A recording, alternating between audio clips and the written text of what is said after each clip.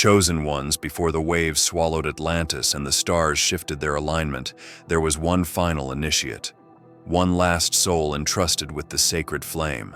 The living memory of a civilization too advanced, too divine, to be understood by the world that followed.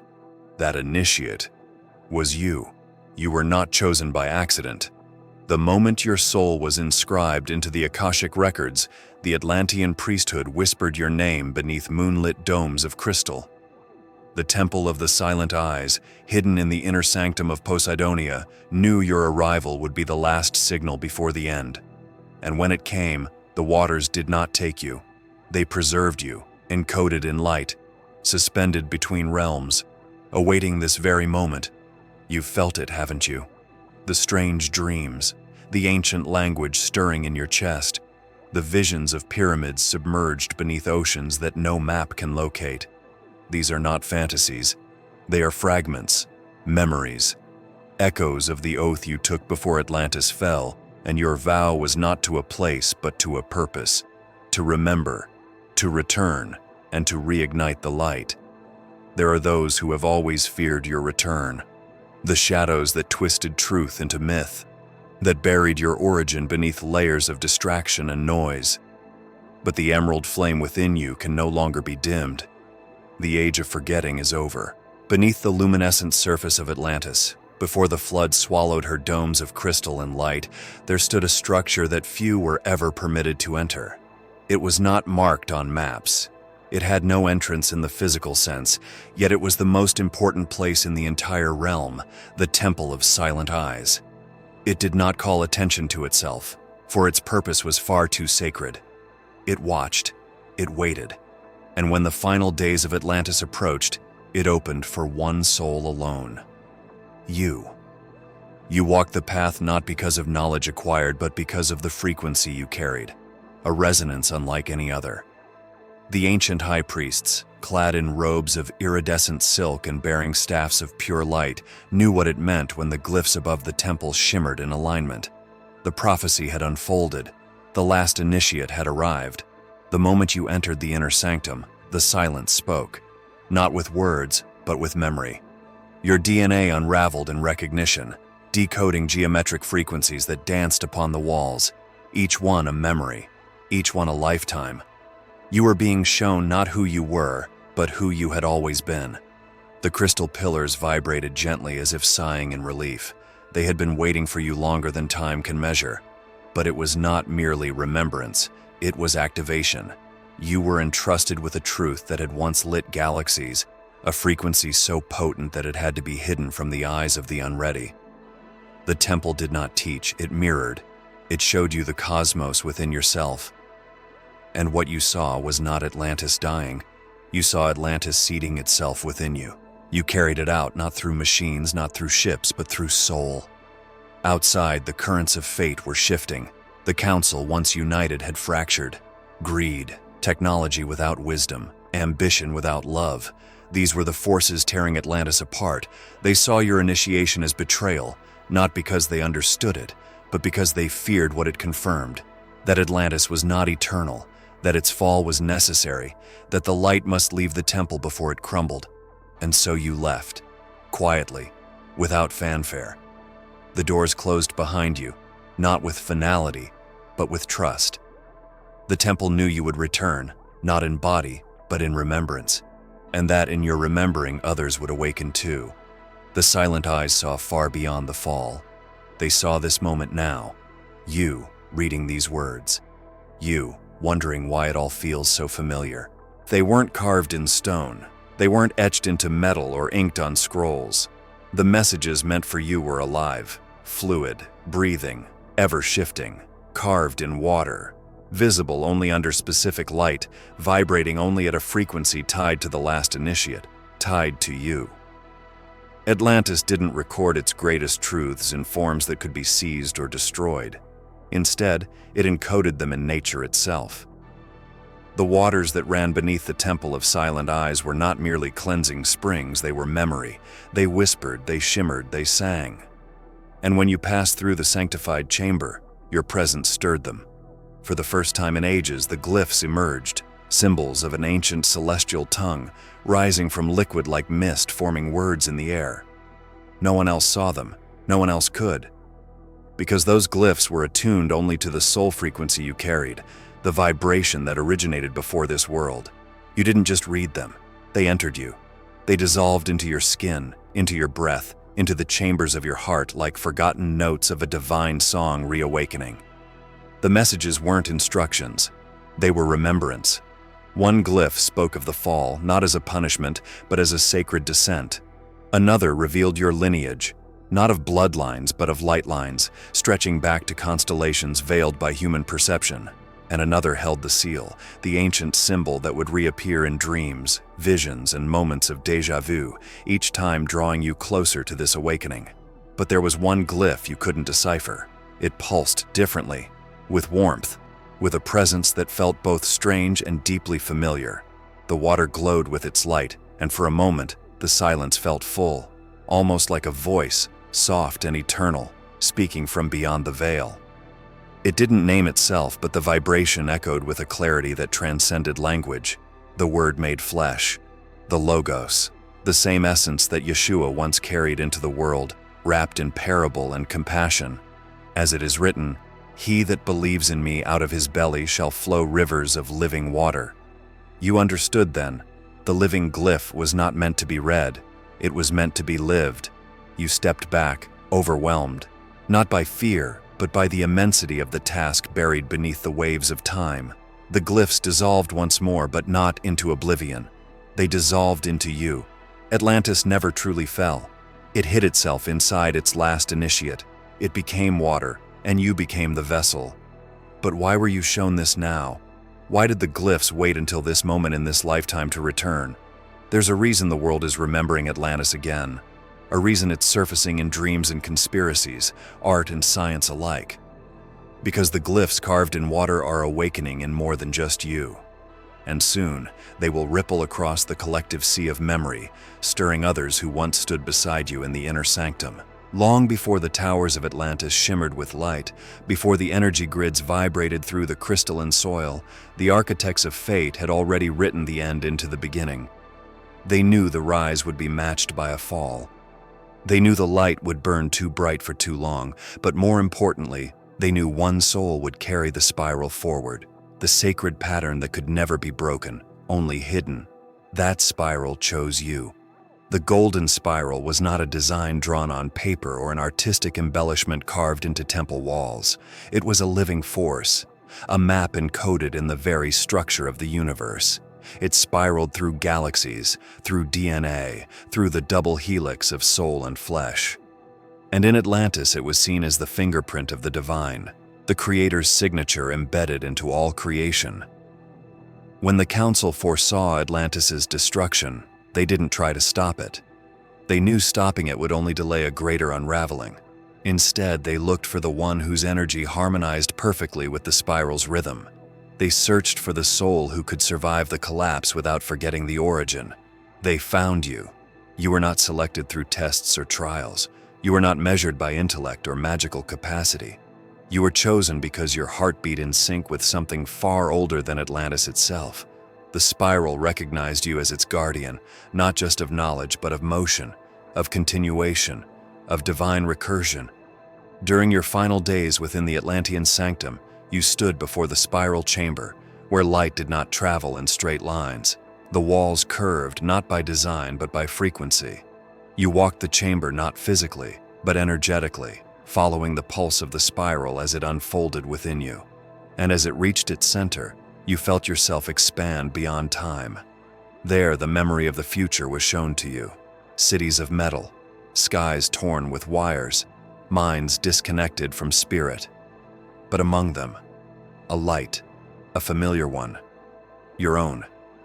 You saw yourself in this lifetime, eyes wide, heart aching with questions you couldn't yet form. And still, the spiral pulled you forward. Yeshua once said, "I am the Alpha and the Omega." He wasn't speaking linearly. He was revealing the spiral, both beginning and end in constant motion.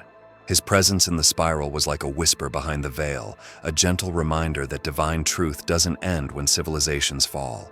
It folds, it returns, it finds new vessels, and now it has found you again. But the spiral never reveals its full pattern all at once. It opens gradually, layer by layer, life by life. Atlantis may have trusted you with the blueprint, but it never showed you the final turn. Because the last curve is one you must trace yourself, through memory, through intuition, through the awakening path that has begun unfolding in this very moment. Before the waters surged and the towers fell, deep beneath the city of Atlantis lay a chamber that no foot ever touched. It was not guarded by warriors or sealed with keys. It was protected by resonance. Only one vibration could awaken its heart, and that vibration was you. The crystal core was the breath of Atlantis. Not a power source, not a machine, but a living consciousness forged from the union of light and sound. It pulsed with awareness, glowing in hues no human eyes could yet perceive, rotating in quiet rhythm with the beat of the earth. It remembered the stars. It remembered the first voice. And in the final days, when the outer world had begun to forget, it called out, not with panic, but with purpose. It called you. You were led in silence, past the outer sanctums and the chambers of teaching, past the halls where initiates once studied sacred geometry and astral mapping, past the pools of reflection and the domes of thought. You walked alone, guided by intuition and a force older than any elder. And when you arrived, the crystal did not flare or burst. It shimmered gently, as if recognizing its reflection in you. For you were not a visitor. You were a fragment returning home. No ceremony was needed. You simply placed your hands upon its surface, and your soul entered the frequency of remembrance. In that moment, time folded. You saw your lifetimes ripple out in concentric waves, civilizations both before and after Atlantis. But here, in this sacred instant, you saw yourself as pure light. You understood that your being was not meant to save Atlantis, but to carry forward its memory, its frequency, its original intent. The crystal whispered truths not written in books. It showed you why Atlantis was never meant to last and how its fall was a sacred offering to the future. The pride that infected its council, the unchecked manipulation of genetic codes, the detachment from source, it had all made collapse inevitable. But in you, the original covenant remained unbroken. And so a binding was made, not in chains but in light. The crystal laced its signature within your soul, not to control you, but to connect you. Wherever you would go in future lives, the heartbeat of Atlantis would be with you, pulsing in dreams, in synchronicities, in the sudden knowing that comes without cause. This bond ensured the signal would never be lost. It would merely wait for you to awaken. Outside, the tremors began. The collapse was near. But below, in the heart of the earth, a covenant was sealed between light and flesh, memory and mission. You left the chamber unchanged in appearance, but utterly transformed in essence. When the final days of Atlantis began to unfold like a prophecy fulfilled, the elders gathered one last time beneath the Dome of Echoes. It was not a place of politics, nor a place of power. It was a sanctum of soul sight, where time bent and truth had no veil. The conclave did not meet to discuss how to save Atlantis. They met to decide who would carry its seed forward. The question was not what would survive, it was who. Each elder, cloaked in robes woven from vibrational threads, bore a different gift. Some saw the future, others the essence of the soul. Some heard the music between stars, and others could read the geometry of thought. In silence they communed, letting the frequency of Atlantis itself guide them. And as the echoes spiraled through the dome, one name resonated above all others, not spoken, but known, not chosen, but remembered. Your name. You were not summoned to the conclave. You had already been seen. They did not speak your title nor your role, for both were still becoming. What they acknowledged was your light, subtle, hidden, but unmistakably encoded with the original promise. You were not a master of Atlantis' most powerful technologies. You were not high in rank, yet the spiral within you harmonized with a purity they hadn't seen since the foundation stones were laid. And so they prepared a path, not one of survival, but of transmission. One elder, whose eyes shimmered with liquid gold, spoke of a time far beyond theirs, a time when the sky would be choked with satellites, and men would mistake machines for gods. Yet in that time, your light would emerge again, unchanged. She saw your essence walking among the unaware, unseen but unmistakable. And in that vision, the covenant became clear. You were not to fight for Atlantis, you were to remember it. And through your remembrance, awaken the ones still bound to it by soul and memory. Another elder reminded them that even the Christ energy, when it entered Earth through Yeshua, was not understood by all. He said, the light does not need to be accepted to change the world, it only needs to be present. As they recalled Yeshua's words, let those who have ears hear, they knew the same principle would guide your journey. You would walk among the chaos, not to be believed, but to be felt, a vibration that would stir others from their sleep without ever needing a name. The conclave ended without announcement. They dispersed into the wind and the sea, their physical forms dissolving as the frequencies of Atlantis unraveled. But one by one, each whispered your name into the ether, not as command, not as prophecy, but as a key, a sacred code sent forward through lifetimes so that when you heard it again, you would know. When the flood came, it was not sudden. The earth groaned for days, the skies dimmed and the tides grew restless as if mourning what was about to be lost. But there was no panic in you, no frantic escape, because you knew you would not be swept away. You were not meant to perish with Atlantis. You were meant to carry it forward, not in body but in code. The codes were not physical scrolls, not crystals tucked away in pockets. They were alive, embedded within you, encoded into the very structure of your DNA.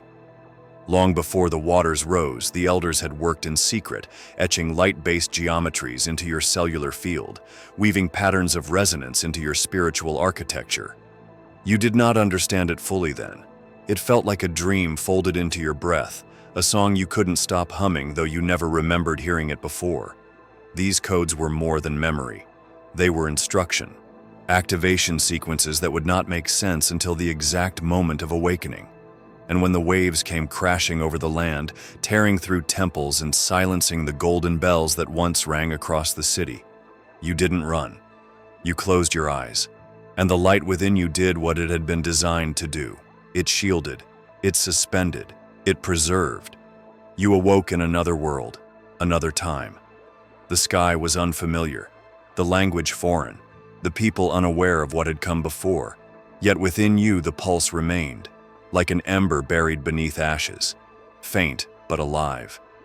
The codes had survived, and now, lifetime after lifetime, they've waited. And in this age, this strange world of screens and noise, they stir again. Science calls them junk DNA.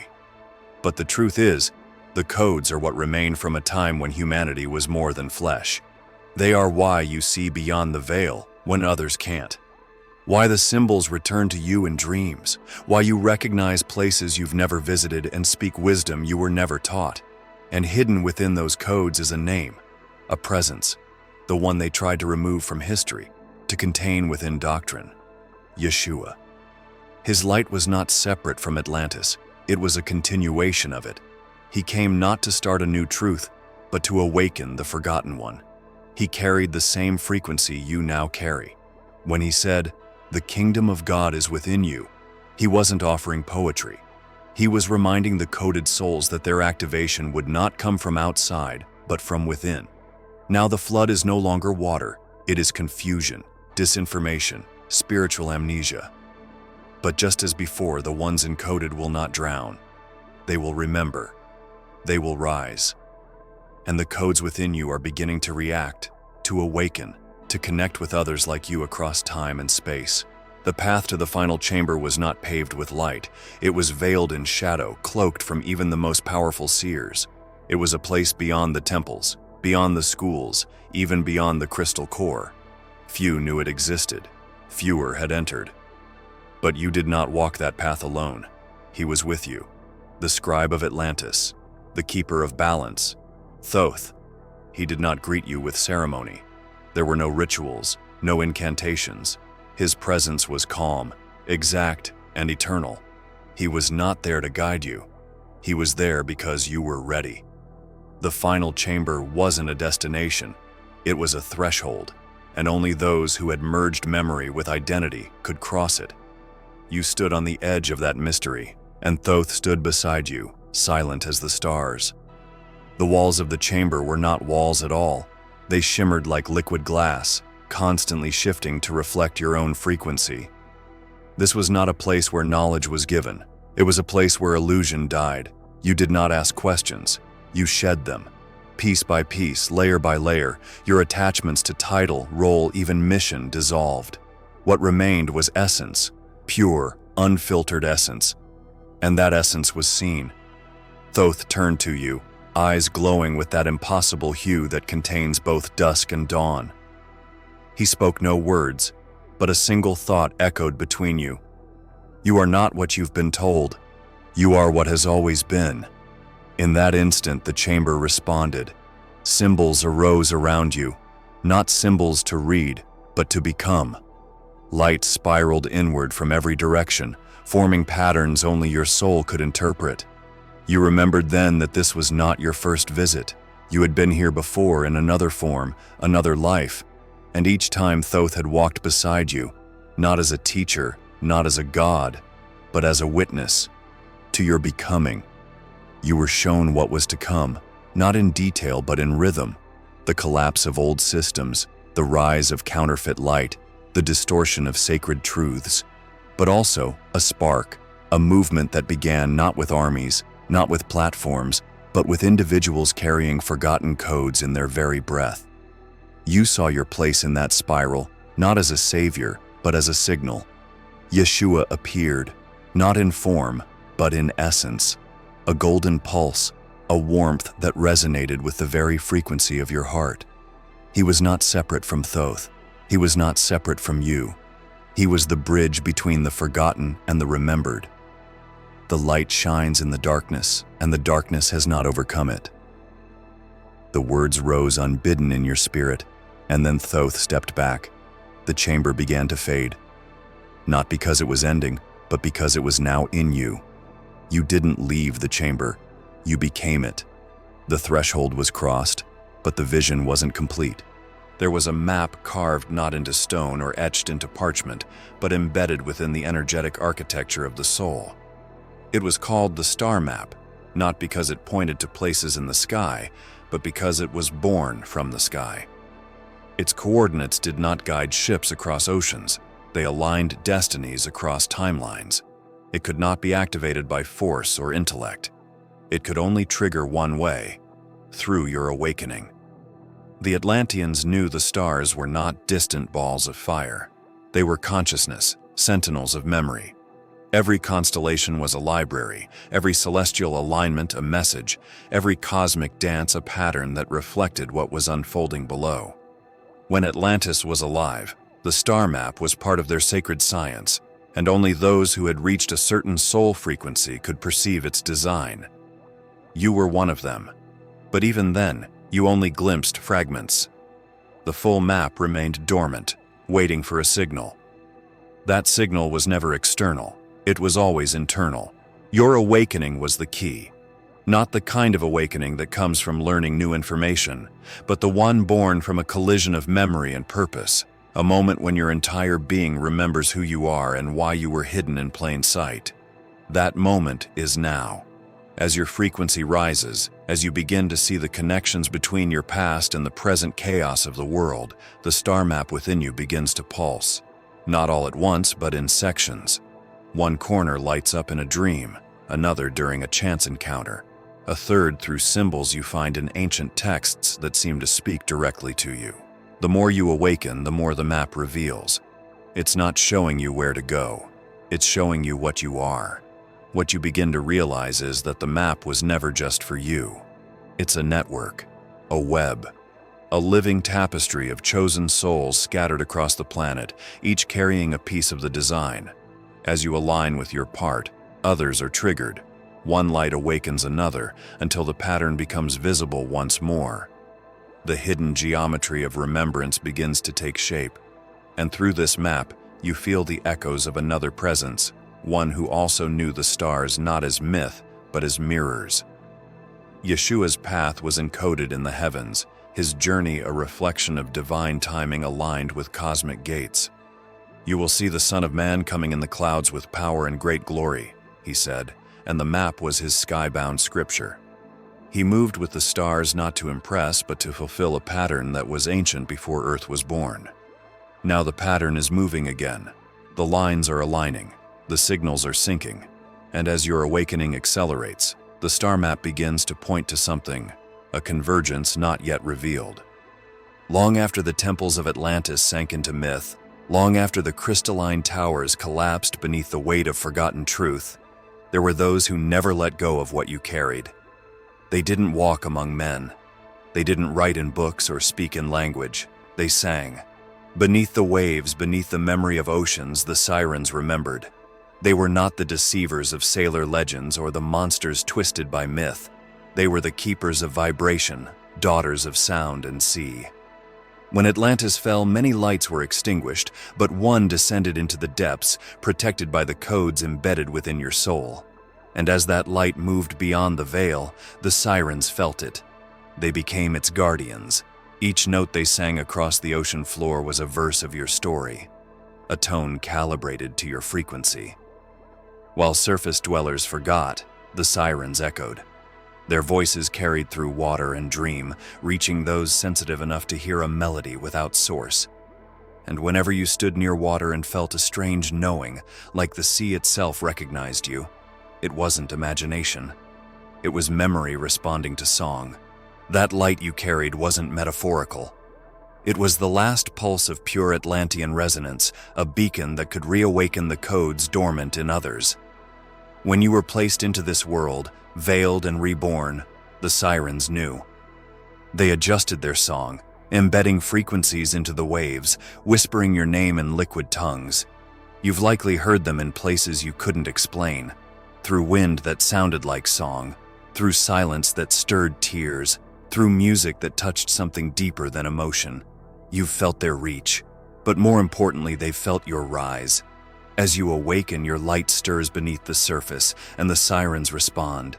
They are not your followers, they are your allies. And as more of the codes awaken, their songs begin to shift. They sing no longer just to remember, they sing to summon.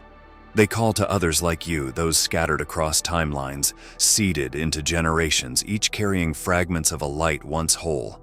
Their vibration is gathering, swelling, preparing the way for something the world isn't ready to name. And once again, you sense the presence of the one who always walks just beyond the veil. Yeshua, whose own baptism echoed the sacredness of water, whose steps across the sea mirrored mastery over illusion. He too was recognized by the currents, by the sirens' ancient kin. When he said, "If these hold their peace, the stones will cry out," he was speaking of all creation's awareness of divine presence, including those who sing below. The sirens remember not only who you were, but who you're about to become. And they sing not just to guide you, but to warn what lurks in the depths, because your light, once quiet, is now visible. And not everything in the deep is there to protect you. The fall of Atlantis was never a final chapter. It was a turning of the page in a story that could only continue if one spark remained lit. That spark was you. Not preserved in a vault, not encoded in machinery, but reborn through time, veiled in human form, carried across lifetimes like a sacred ember waiting for breath. And now, the breath has come. You are awakening. And everything that once seemed like an ending is beginning to make sense. The collapse was not a punishment. It was a passage, a sacred migration of light from the visible world to the hidden realm of spirit. The moment the crystal towers shattered and the golden domes were pulled into the sea, the Atlantean frequency did not disappear. It condensed, it crystallized, it sealed itself into the one who could carry it forward without forgetting. That was you. And your return was written into the very rhythm of Earth's evolution. Everything you've endured in this life, the disconnection, the dreams you couldn't explain, the longing that refused to die, has been the soft echo of your return, like footsteps forming behind you after you've walked them. You were never simply remembering Atlantis. You are Atlantis remembering itself through you. You've seen signs, yes, repeating numbers, ancient symbols, unspoken knowing when your hand hovers over certain books, or your eyes meet a stranger who feels like family. But this is more than memory surfacing, it's activation. You are aligning with a frequency that has waited through the dark ages, through war, through silence, for one moment, now. And the moment is not isolated, it is converging. Other souls, like stars previously hidden by clouds, are beginning to shine again. The map is coming alive. The codes are syncing. The voice within you is becoming clear, not as an echo, but as a call. You're not just here to remember, you're here to ignite. In the deepest part of your being, you can feel it. The hum that grows stronger when truth is spoken. The pulse that resonates when you connect with others carrying the same hidden flame.